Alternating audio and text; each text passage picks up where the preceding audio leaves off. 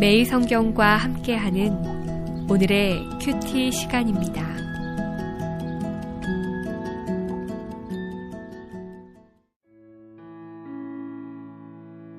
(5월 4일) 오늘의 말씀은 로마서 2장 17절에서 29절입니다. 유대인이라 불리는 내가 율법에 의지하며 하나님을 자랑하며 율법의 교훈을 받아 하나님의 뜻을 알고 지극히 선한 것을 분간하며 맹인의 길을 인도하는 자요 어둠에 있는 자의 빛이요 율법에 있는 지식과 진리의 모본을 가진 자로서 어리석은 자의 교사요 어린아이의 선생이라고 스스로 믿으니 그러면 다른 사람을 가르치는 내가 내 자신은 가르치지 아니하느냐? 도둑질하지 말라 선포하는 내가 도둑질하느냐? 간음하지 말라 말하는 내가 간음하느냐? 우상을 가증히 여기는 내가 신전 물건을 도둑질하느냐? 율법을 자랑하는 내가 율법을 범함으로 하나님을 욕되게 하느냐? 기록된 바와 같이 하나님의 이름이 너희 때문에 이방인 중에서 모독을 받는도다. 내가 율법을 행하면 할례가 유익하나 만일 율법을 범하면 내 할례는 무할례가 되느니라. 그런즉 무할례자가 율법의 규례를 지키면 그 무할례를 할례와 같이 여길 것이 아니냐. 또한 본래 무할례자가 율법을 온전히 지키면 율법 조문과 할례를 가지고 율법을 범하는 너를 정죄하지 아니하겠느냐. 무릇 표면적 유대인이 유대인이 아니요 표면적 육신의 할례가 아니니라. 오직 이면적 유대인이 유대인이며 할례는 마음에 할지니 영에 있고 율법 조문에 있지 아니한 것이라. 그 칭찬이 사람에게서가 아니요 다만 하나님에게서니라.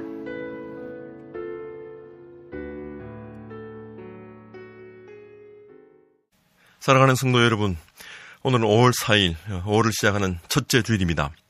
이 화창한 봄날, 푸르름과 싱그러움이 더할 이 5월에 온 나라가 수많은 어린 생명들의 잃은 상실감으로 지금 깊은 슬픔에 빠져 있습니다.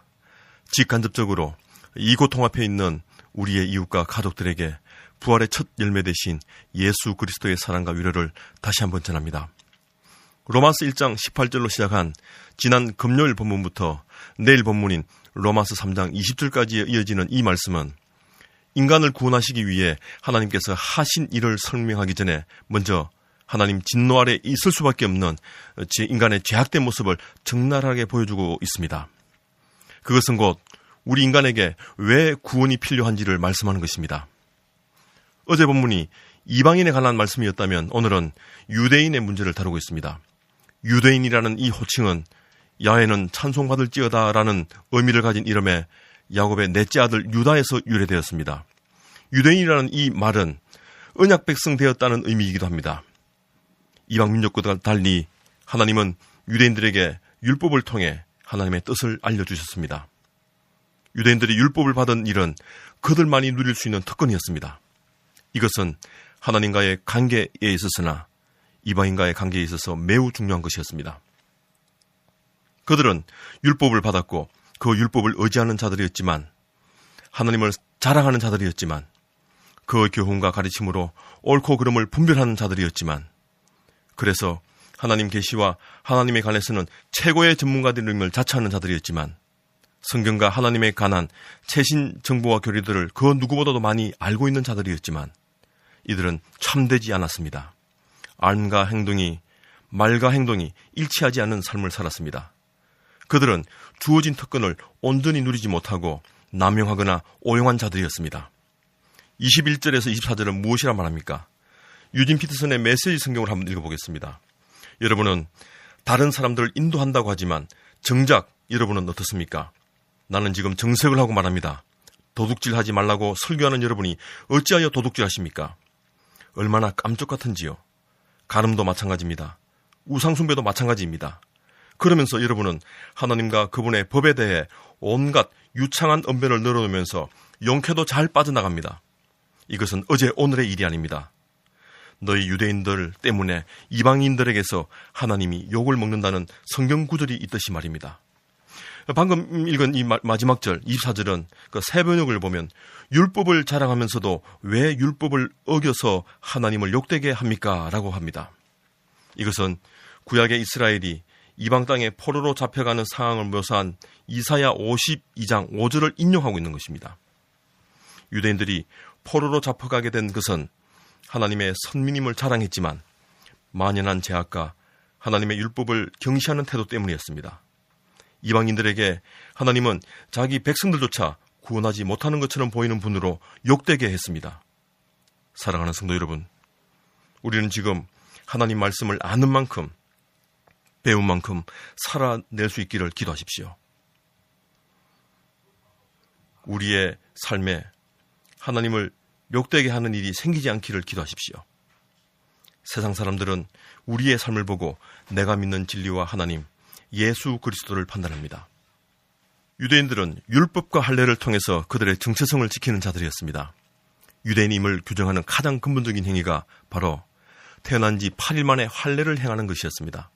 할례는 언약의 표로 하나님과 특별한 관계를 맺은 백성, 하나님께 충성하기로 서약한 백성이라는 사실을 나타내는 것입니다.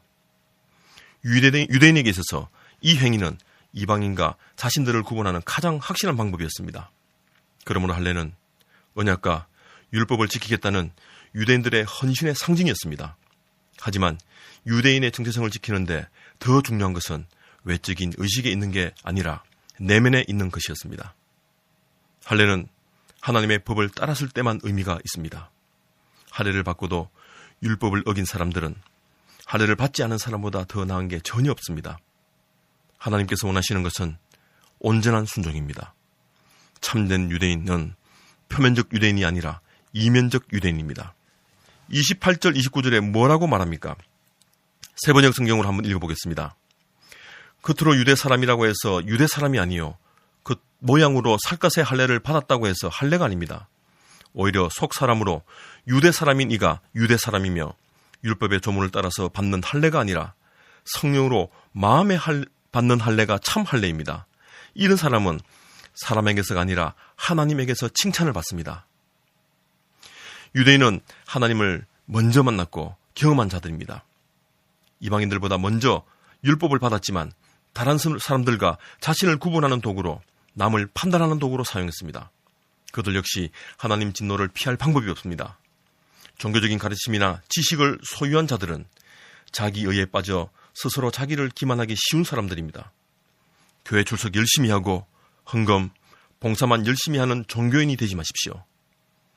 육신의 할례자나 표면적인 유대인들이 그랬습니다. 그들은 자기 자신을 기만하고 쉽게 교만한 자들이 되었습니다. 우리 역시 성령님을 통한 내면의 변화, 마음의 할례를 받아야 합니다. 오늘도 우리를 찾아오신 성령님께 우리 인생을 지도하시도록 내 맡기는 복된 하루 되기를 기도드립니다. 함께 기도하겠습니다. 말씀을 통해 우리 마음의 할례를 베푸시는 주님, 오늘도 말씀 안에서 누리는 참 자유와 기쁨, 순종과 예배의 삶이 무엇인지 가르쳐 주시니 감사드립니다. 앞으로 신앙하는 삶을 살면서 모든 외적인 것들을 의식하거나 의지하지 않고 오직 예수 그리스도를 믿는 믿음으로 하나님에게서 칭찬받는 인생 되기를 기도합니다. 오늘도 부족한 인생을 위해 중보하시는 예수 그리스도의 이름으로 기도드립니다. 아멘.